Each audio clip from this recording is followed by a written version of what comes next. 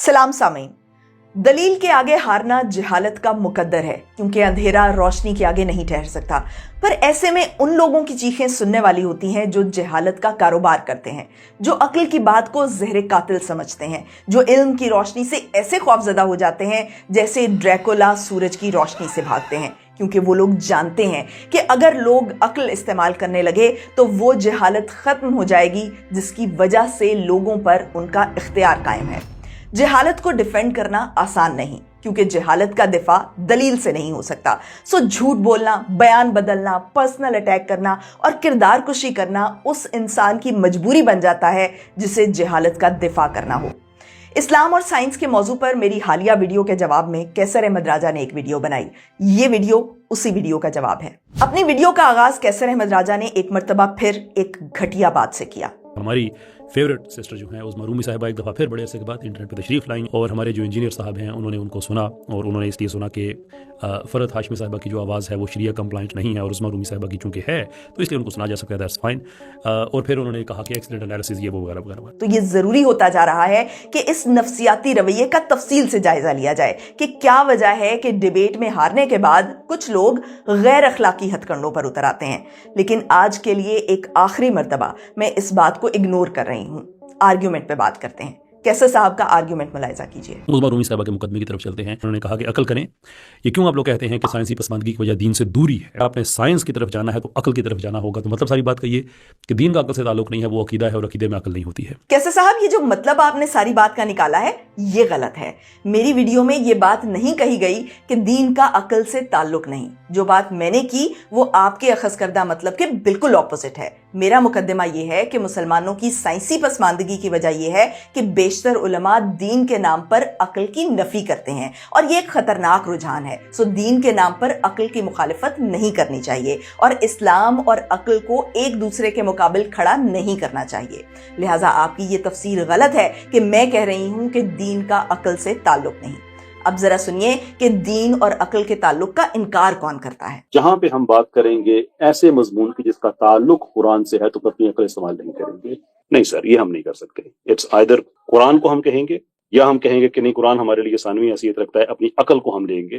तो ये तो मुतज़िला का नजरिया हो सकता है, ये कोई और इस तरह का कोई खार दिमाग तबका जो गुजरा है उसका हो सकता है। एक आम मुसलमान का ये नजरिया नहीं हो सकता। एक जो ऑर्थोडॉक्स मुस्लिम है मैं उसकी बात कर रहा हूँ। कोई ऐसी चीज है जिसका ताल्लुक बराह रास्त कुरान से नहीं है, अगरचे उसका प्रिंसिपल भी हमें कुरान में मिल जाएगा तो अपनी अकल इस्तेमाल कर सकते हैं। लेकिन कायनात की तख्लीक, इसका बराह रास्त ताल्लुक कुरान से है, इसका ताल्लुक तख्लीक से है। देरफोर इस पे जाएंगे भी हम कुरान की तरफ ही। अब ये चीज बड़ी वजाहत के साथ कुरान में लिखी हुई है, इसके ऊपर कोई अकल मुमकिन नहीं है। यही फलासफा करते थे और इसी चीज पे गजाली ने उनकी पकड़ की थी और बिल्कुल ठीक की थी। सो आप देख सकते हैं कि ये कैसर अहमद राजा का क्लेम है कि दीन के मामले में हम अक्ल का इस्तेमाल नहीं करेंगे। लेकिन कैसर साहब को ये समझना चाहिए कि जब आप इस तरह की बात करते हैं तो आप एक तरह का कंफ्लिक्ट एस्टेब्लिश करते हैं इस्लाम और अक्ल के बीच। और एग्जैक्टली इसी अप्रोच के खिलाफ मैंने बात की इस वीडियो में कि दीन और अक्ल में कोई मुखासमत नहीं है और हमें इस्लाम की इस तरह की तशरीह को रिजेक्ट कर देना चाहिए जो इस्लाम को अक्ल के मुकाबिल ला खड़ा करती है। मुसलमान उलमा का ये फर्ज बनता है कि वो असबाब और अक्ल के हवाले से कदीम उलमा के मस्कशुदा और फरसुदा तसव्वुरात को खुले दिल के साथ रिजेक्ट करें और इस मुर्दा बोझ को अपने कंधों से उतार फेंकें जो आज भी इस्लाम को अक्ल और साइंस के मुकाबिल ला खड़ा करता है। फिर इसके बाद कैसर अहमद राजा ने मुझसे डिमांड की कि मैं दीन पे एतराज करूं, मैं उलमा पर एतराज ना करूं। ना बीबी, ऐसे नहीं। अब आप उलमा की तरफ आ गए हैं। आपका जो मसला है वो दीन का है कि दीन और अकल ये अलग-अलग चीज़ें हैं। तो जब आप दीन के पे एतराज़ कर रहे हैं और कह रहे हैं कि अकल नहीं, तो फिर उलमा पे एतराज़ क्यों कर रहे हैं? जनाब, मैं उलमा पे ही एतराज़ कर रही हूँ, मैं दीन पे एतराज़ नहीं कर रही हूँ। और मेरी बात का मतलब क्या है ये मैंने बहुत वाज़े अल्फाज में बताया है। आप बराए मेहरबानी अपने तर्जुमे इस्तेमाल ना करें। आगे सुनिए। लेकिन जिन लोगों के आपने हवाले दिए हैं कि वो ऐसे लोग थे कि जिन लोगों ने फिर अकल का इस्तेमाल किया और वो बड़े उन्होंने तरक्की की, जिसमें इब्नुल हैसम का भी आपने नाम ले लिया, इब्न सीना का लिया और साथ में आपने उसमें इब्न रुश्द का नाम भी ले लिया। ये सारे के सारे मुसलमान लोग थे, दीन पसंद थे। अगरचे इमाम गज़ाली ने एक फ़तवा दिया है, लेकिन इमाम गज़ाली मुफ्ती नहीं थे, आप उनके फतवे से भी डिसएग्री कर सकते हैं, दैट्स फाइन, मुझे उससे भी कोई एतराज़ नहीं है। लेकिन कहने का मतलब ये है कि ये लोग ऐसे नहीं है कि ये सेकुलर थे और ये कह रहे थे कि दीन को साइड पर रखो, चलो अकल की बातें करते हैं। अगेन मैंने ये भी नहीं कहा कि फिलासफा मुसलमान नहीं थे या दीन पसंद नहीं थे। मेरे नज़दीक इन अजीम मुसलमान फलसफियों को इस्लाम का मुखालिफ करार देना शर्मनाक हद तक जाहिलाना रवैया है, और इस अफसोसनाक रवैये का मुजाहरा कैसर अहमद राजा आज तक करते रहे हैं। और शायद उन्हें यह भी याद नहीं कि जब वो फिलासफा को दायरा इस्लाम से खारिज करते थे तो मुझे तहाफत के कई हवाले देके उन पे ये साबित करना पड़ा कि फिलासफा मुसलमान थे और गजाली और फिलासफा की बहस मुसलमानों के बीच की डिबेट थी। गजाली को समझने में कैसर साहब की पहली गलती ये है कि वो ये समझ बैठे हैं कि उनकी तरह गजाली भी मुल्हिदीन के साथ डिबेट कर रहे हैं। इस डिबेट में गजाली जिन लोगों के नजरियात का रद्द कर रहे हैं वो एथीस्ट या मुल्हिद नहीं है, वो मुसलमान फिलासफा हैं। ये फिलासफा खुदा के वजूद को भी मानते थे, खुदा को फर्स्ट कॉज भी मानते थे, पैगंबर को भी मानते थे और मोजों को भी मानते थे। फिलासफा के इन अकायद का तज़किरा गजाली ने खुद इसी चैप्टर में कई जगह किया है। हत्ता कि कैसर अहमद राजा ने मुझसे डिमांड की कि गजाली ने जो तकफीर की फिलासफा की उसे दुरुस्त करार दूं। जहाँ तक तकफीर का ताल्लुक है, मैं जानना चाहूँगा उज़्मा रूमी साहिबा से कि क्या आप तकफीर करती हैं? जो 3 चीज़ें उन्होंने कही हैं जो कुरान में वाज़ेह तरीके से बयान की गई हैं कि ये ऐसा ही है।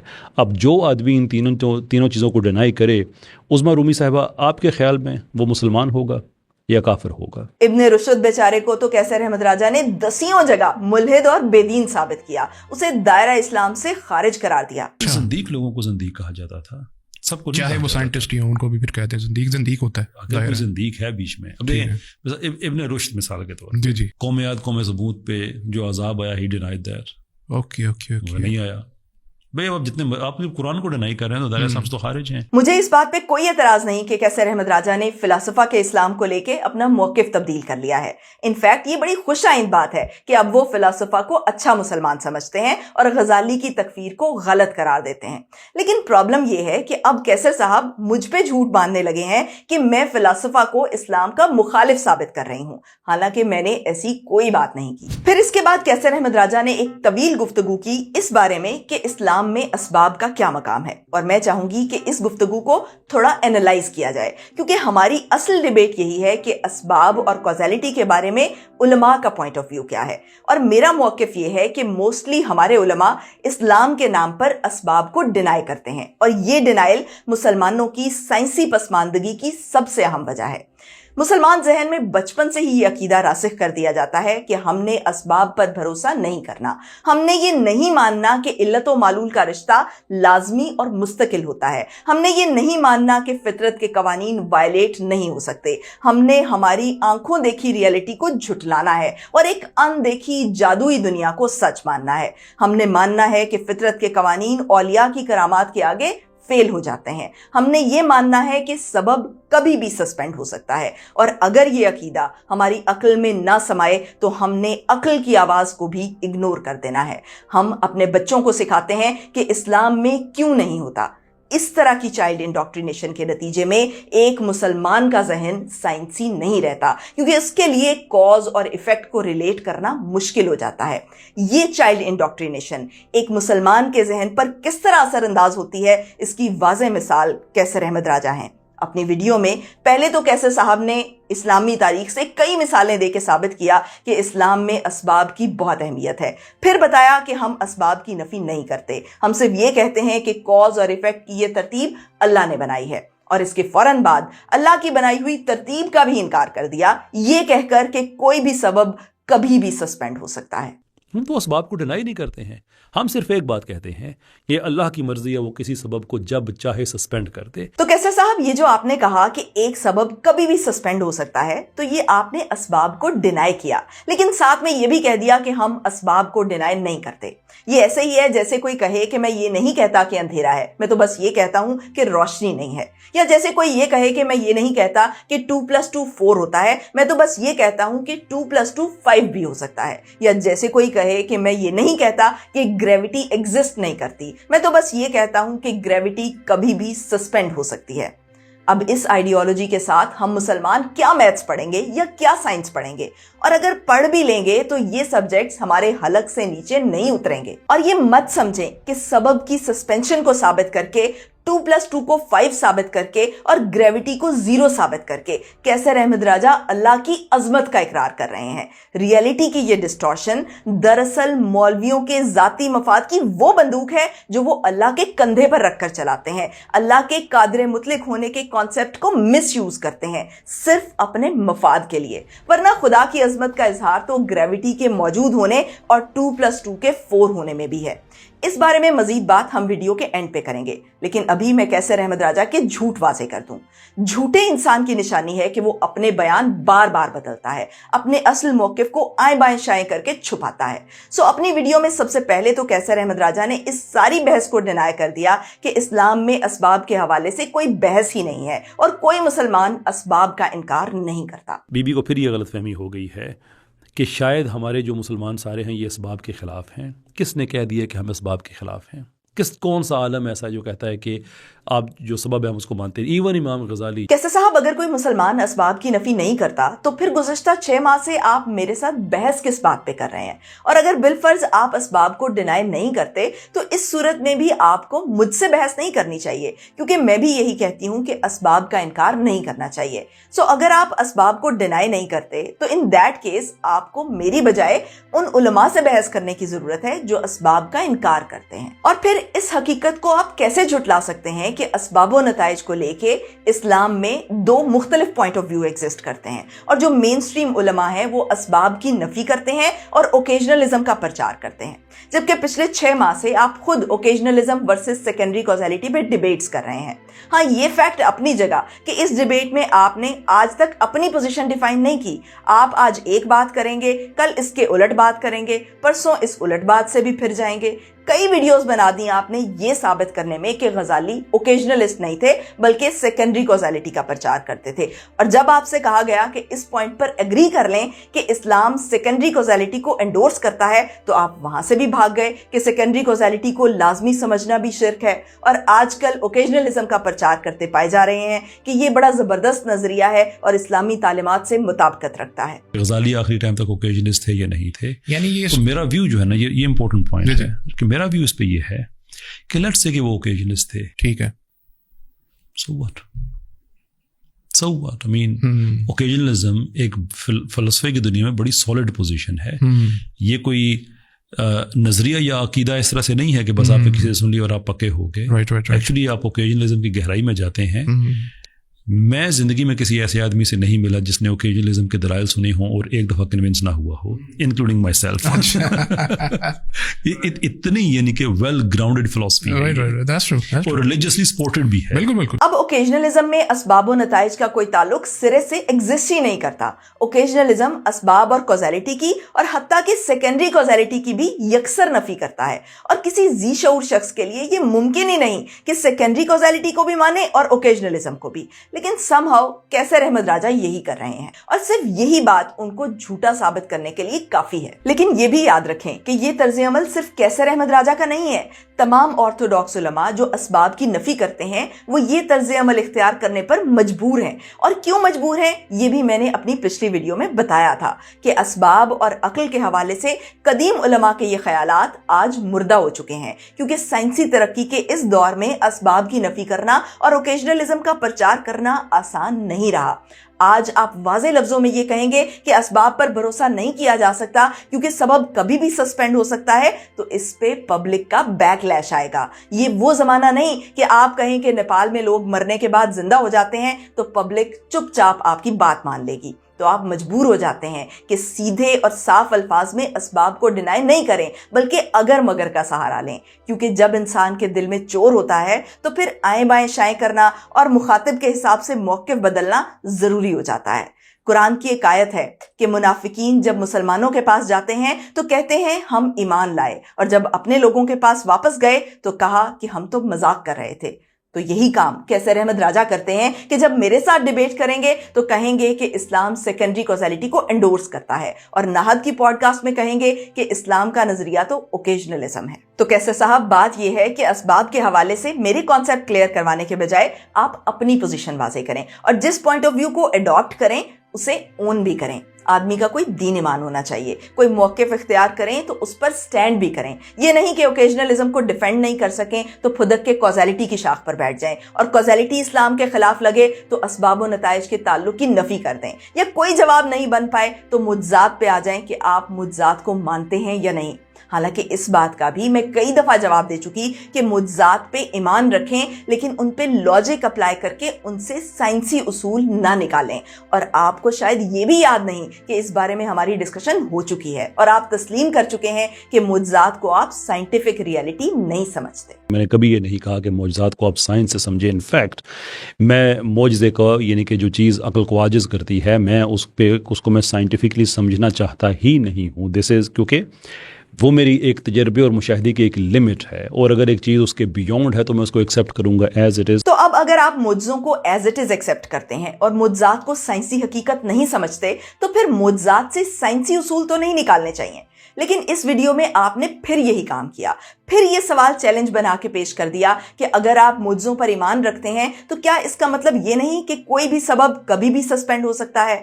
حالانکہ میں بارہا اس سوال کا جواب دے چکی ہوں, لیکن میں ایک مرتبہ پھر اس سوال کا جواب دوں گی, اور وہ اس لیے تاکہ لوگ سمجھ سکیں کہ وہ کیا مفادات ہیں جن کی وجہ سے آج کے سائنسی دور میں بھی یہ لوگ پبلک سے منواتے ہیں کہ ہمارا اسلام یہ کہتا ہے کہ اس کائنات میں کوئی بھی سبب کبھی بھی سسپینڈ ہو سکتا ہے اور کبھی بھی ری انسٹیٹ ہو سکتا ہے. کیسے صاحب کا چیلنج ملاحظہ کیجئے. یہ چیلنج ہے عظمیٰ رومی صاحبہ کے لیے, انجینئر صاحب کے لیے, کہ ان کو بھی یہ سارے انالیسز جو ہیں یہ ایکسیلنٹ لگے. And here is my question, here is my challenge.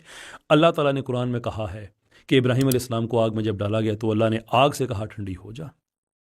آپ بحیثیت مسلمان اس بات کو مانتے ہیں یا نہیں مانتے ہیں؟ مانتے ہیں.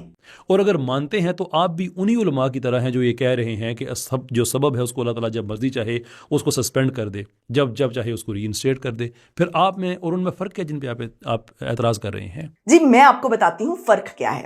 معجزے پر ایمان کو استعمال کرتے ہوئے جو آرگیومنٹ آپ نے ایکسٹینڈ کیا ہے نا کہ اللہ تعالیٰ جب چاہے سبب کو سسپینڈ کر دے, یہاں اصل مسئلہ ہے. یعنی آپ نے معجزے کو ایک آئسولیٹڈ واقعے کے طور پر نہیں دیکھا, بلکہ اس معجزے پر لاجک اپلائی کر کے اس سے اصول اخذ کیا. یہ غلط ہے. آگ ابراہیم کے لیے ٹھنڈی ہوئی. اب آپ کہتے ہیں کہ چونکہ ابراہیم کے لیے آگ ٹھنڈی ہوئی لہٰذا لاجک یہ کہتا ہے کہ آگ ٹھنڈی ہو سکتی ہے, کسی بھی وقت ٹھنڈی ہو سکتی ہے, کسی کے لیے بھی ٹھنڈی ہو سکتی ہے. یعنی آپ نے معجزے کو ایکسٹراپولیٹ کیا. اب آپ بتائیں کہ آپ نے معجزے کو ایکسٹراپولیٹ کس دلیل کی بنیاد پر کیا؟ آپ نے معجزے کو ایک سائنسی اصول کیسے بنایا؟ معجزہ ایک اسپیسیفک کیس سینیریو ہے. معجزے پر لاجیکل ریزننگ کرنا غلط ہے, ہر لحاظ سے غلط ہے. عقل کے لحاظ سے بھی غلط ہے اور دین کے لحاظ سے بھی غلط ہے. حضرت عیسیٰ بن باپ کے پیدا ہوئے, اس سے کیا اصول برآمد کیا جا سکتا ہے کہ کوئی بھی بن باپ کے پیدا ہو سکتا ہے؟ معجزے سے کیا اصول برآمد کیے جا سکتے ہیں جبکہ معجزہ بائی ڈیفینیشن اصولوں کی وائلیشن ہے؟ نبی پاک کا سب سے بڑا معجزہ ہے کہ ان پر وحی نازل ہوئی. کیا یہ ایک اسپیسیفک کیس نہیں ہے؟ کیا اس معجزے کو ماننے کا مطلب یہ ہے کہ ہم اس پہ لاجک اپلائی کریں, اسے ایکسٹینڈ کریں اور اصول بنا لیں کہ چونکہ نبی پاک پر وحی نازل ہوئی لہٰذا کسی پر بھی وحی نازل ہو سکتی ہے, اینڈ ہینس پرووڈ کہ کوئی بھی نبوت کا دعویٰ کر سکتا ہے؟ ہرگز نہیں.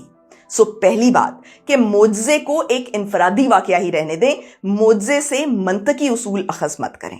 اب دوسری بات, ذرا سوچیں کہ معجزے سے اگر ہم کوئی منطقی اصول نکال بھی لیں تو آخر وہ کون سا دعویٰ ہے جس کے لیے وہ اصول دلیل بن سکتا ہے؟ کیا کسی سائنٹیفک کلیم کے لیے معجزے سے دلیل لائی جا سکتی ہے؟ مثال کے طور پر غزالی نے دعویٰ کیا کہ یہ عین ممکن ہے کہ روئی کو آگ دکھائی جائے اور وہ نہ جلے. غزالی کو چھوڑیں, آپ فرض کریں کہ میں یہ دعویٰ کرتی ہوں کہ عقلاً یہ ممکن ہے کہ روئی کو آگ دکھائیں اور وہ نہ جلے. اب آپ کی عقل کیا کہتی ہے کہ میرے اس دعوے کا ثبوت کیا ہوگا؟ کیا پروفٹ ابراہیم کا معجزہ میرے اس دعوے کی دلیل بن سکتا ہے؟ نہیں جناب. اگر میں نے اس دعوے کو بطور سائنسی حقیقت منوانا ہے تو مجھے ایکسپیریمنٹ کے ذریعے ثابت کرنا ہوگا کہ یہ دیکھو میں نے روئی کو آگ دکھائی اور وہ نہیں جلی. سائنس میں میری دلیل انڈکٹیو ریزننگ سے آئے گی. معجزے کا لاجک کسی بھی سائنٹیفک کلیم کے لیے دلیل نہیں بن سکتا. پھر معجزہ ہمارے کسی فعل کا اخلاقی جواز بھی نہیں بن سکتا. بن باپ کے بچے کو کوئی معجزاتی نہیں مانے گا. ایک باپ اگر اپنے بیٹے کے گلے پر چھری چلائے تو وہ یہ جواز نہیں دے سکتا کہ پیغمبر ابراہیم کی طرح اس کو بھی خدا نے خواب میں ایسا حکم دیا تھا. تو پھر یہاں ایک اہم سوال پیدا ہوتا ہے کہ یہ جو علماء اصرار کرتے ہیں کہ معجزے میں جو کازیلٹی بریک ہوتی ہے اس کو بطور ایک اصول کے مانا माना जाए। तो इस उसूल की मदद से आखिर वो साबित क्या करना चाहते हैं, ये बड़ा गौर तलब नुक्ता है। कैसर अहमद राजा ने कहा कि इब्राहिम के मुआजिजे से साबित होता है कि खुदा किसी भी सबब को कभी भी सस्पेंड कर सकता है। तो बज़ाहिर ऐसा लगता है कि मुआजिजे से उसूल निकाल के वो खुदा की ताकत को साबित करना चाहते हैं। लेकिन जरा सोचें कि खुदा को अपनी ताकत साबित करने के लिए असबाब को सस्पेंड करने की क्या जरूरत है? खुदा तो तमाम कायनात का खालिक है, नेचर का हर वाकया ही खुदा की निशानी है। क्या आग के जलाने की पावर में आपको खुदा दिखाई नहीं देता? एक जलजला आता है और कोई मुआजिजा नहीं है, रूटीन की बात है, और लोग खुदा का जिक्र करते घरों से निकल आते हैं। सो खुदा की ताकत तो मुआजिजे के बगैर भी साबित है। खुदा को अपना आप साबित करने के लिए कॉज और इफेक्ट की रूटीन तोड़ने की जरूरत ही नहीं है। तो फिर सवाल यह है कि मुआजिजा किस लिए है? मुआजिजे से क्या साबित किया जाता है? तो बात यह है कि मुआजिजा खुदा की खुदाई का सबूत नहीं है, मुआजिजा नबी की नबूवत का सबूत है।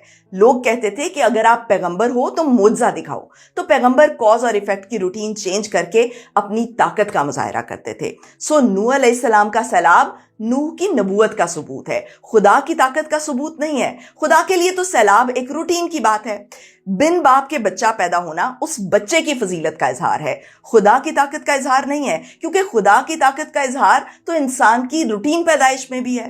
तो पॉइंट ये है कि जब कोई कहता है कि खुदा कॉज और इफेक्ट की तरतीब बदल सकता है, तो याद रखिए कि वो खुदा की ताकत का इकरार नहीं करवा रहा, बल्कि किसी इंसान की ताकत को मनवाएगा। सो आप गौर करें कि मुआजिजे की लॉजिकल एक्सटेंशन हमेशा मिसयूज होगी। मुआजिजात को उसूल बनाकर खुदा को नहीं बल्कि किसी इंसान को पावरफुल साबित किया जाता है, और दलील के तौर पर करामत का मुजाहिरा भी नहीं किया जाता, बल्कि कुरानी मुआजिजात की लॉजिक को कोट कर दिया जाता है और इस पे फतवा दे दिया जाता है कि औलिया की करामत का इनकार करने वाला काफिर है। यानी सीधा सीधा पब्लिक को बेवकूफ बनाया जाता है, उनके रियलिटी के कॉन्सेप्ट को डिस्टॉर्ट किया जाता है। ये जो पीर और आमिल बैठे हैं कि हमारे कब्जे में जिन हैं, हम जादू कर सकते हैं, दलील पूछो तो कहेंगे कि जिन्नों का वजूद बरहक है, जादू बरहक है। क्यों? क्योंकि कुरान में जिक्र आया है। बंदा पूछे कि कुरान में जिन और जादू का जिक्र आया है, तुम्हारा जिक्र तो नहीं आया। कुरान में जिन्नों का जिक्र आने से ये कैसे साबित होता है कि तुम्हारे कब्जे में जिन है? आप अपने जिन खुद दिखाओ, कुरानी मोजात से लॉजिक क्यों ला रहे हो? ये कोई अक्ल वाली बात है?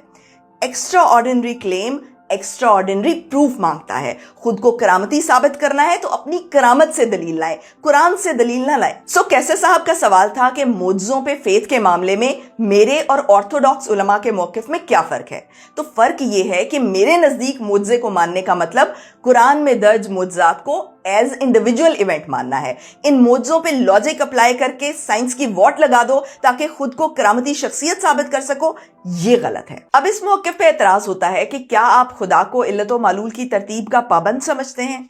लेकिन ये एतराज भी सरासर बेबुनियाद है। खुदा की डेफिनेशन ही यही है कि वो एक ऐसी हस्ती है जो हर चीज पे कादिर है और वो जो करना चाहे कर सकता है। लेकिन सवाल ये है कि वो करता क्या है? हम जानते हैं कि फितरत कॉज और इफेक्ट की एक तरतीब फॉलो करती है। फितरत के कवानीन हर जगह और हर वक्त यकसा रहते हैं। ये कवानीन ज़मानो मकान की तब्दीली से तब्दील नहीं होते। एक साइंसदान जब अपनी तजर्बा गाह में दाखिल होता है तो इस यकीन से दाखिल होता है कि कवानीन फितरत जो कल थे आज भी वही होंगे। नज़्म व ज़ब्त की एक मिराज है कि कहीं भी एक मिली सेकेंड की भी कमी बेशी नहीं हो रही। 1 इंच के लाखवें हिस्से के बराबर भी फर्क नहीं पड़ रहा। हमारी कायनात एक फाइन ट्यून्ड कायनात है। यहाँ फिजिक्स के कांस्टेंट इस कदर प्रिसाइजली सेट हैं कि इनमें इंतहाई मामूली तब्दीली भी होती तो कायनात का वजूद मुमकिन नहीं था। देखा जाए तो ये तरतीब, ये सोफिस्टिकेशन हर मुआजिजे से बड़ा मुआजिजा है। गौर करें तो खुदा की ताकत का असल एतराफ कॉज और इफेक्ट की तरतीब को मानने में है। नो डाउट खर्क आदत पर ईमान इस्लाम की बुनियाद है, लेकिन खर्क आदत एक एक्सेप्शनल मामला है। अगर हर शख्स पे आग ठंडी हो जाए तो फिर उसे मुआजिजा कौन कहेगा? लेकिन तसव्वुफ ने क्या किया? खर्क आदत के अकीदे को बेदरेग एक्सटेंड किया। औलिया की करामात पर ईमान रखना लोगों का इस्लामी फरीजा बना दिया। मुआजिजों पे लॉजिक अप्लाई करके उससे साइंस के उसूल डिराइव किए गए और ये अप्रोच साइंस के लिए तबाहकुन साबित हुई, क्योंकि लोगों का रियलिटी का कॉन्सेप्ट ही डिस्टॉर्ट हो गया। मोज़े पर फेथ रखना इटसेल्फ साइंस के रास्ते की रुकावट नहीं बनता। दीगर मज़ाहिब भी मोज़ात को सेलिब्रेट करते हैं। इस्लाम में तो वैसे ही मोज़ात बहुत कम है। क्रिश्चियनिटी और यहूदियों की तमाम हिस्ट्री मिरेकल्स पे बेस करती है, लेकिन मोज़ों से साइंस निकालना सिर्फ मुसलमानों का खासा है। कोई यहूदी ये नहीं कहेगा कि हम लाठी से डैम बनाएंगे क्योंकि हजरत मूसा ने लाठी से समंदर में रास्ता बनाया था, या कोई हिंदू ये नहीं कहेगा कि हम हनुमान के कॉन्सेप्ट पे मंकी आर्मी बनाएंगे। लेकिन ये मुसलमान हैं जो आर्ग्यूमेंट करते हैं कि इब्राहिम पे आग ठंडी हो सकती है तो किसी पे भी ठंडी हो सकती है, और जो रिसर्च पेपर लिखते हैं कि जिन्नों से बिजली कैसे बनाई जा सकती है। इसमें कोई शक नहीं कि इंसान की जिंदगी में फेथ की बहुत अहमियत है। इनफैक्ट फेथ की अहमियत साइंस से भी कहीं बढ़ के है, और फेथ का मामला सिर्फ मजहब तक महदूद नहीं है। इंसान की फैमिली, जो इंसान की जिंदगी का महवर होती है, इसकी बुनियाद मियाँ बीवी के रिश्ते पर है, और ये रिश्ता महज एक फेथ है। इसी तरह इंसान की नेशनैलिटी भी एक फेथ है। हम पाकिस्तानी सिर्फ इसलिए हैं क्योंकि हम मानते हैं कि हम पाकिस्तानी हैं। इसी तरह करेंसी नोट की कीमत महज एक यकीन की बुनियाद पर कायम होती है। इंसान के ये तमाम बिलीव्स उसकी जिंदगी में इंतहाई अहम किरदार अदा करते हैं।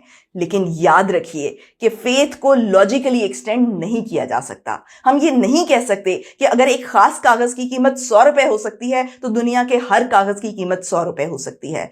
लिहाजा मोज़े को मोज़ा ही रहने दें, इससे फितरत के कवानीन अखज़ मत करें। बहुत बहुत शुक्रिया।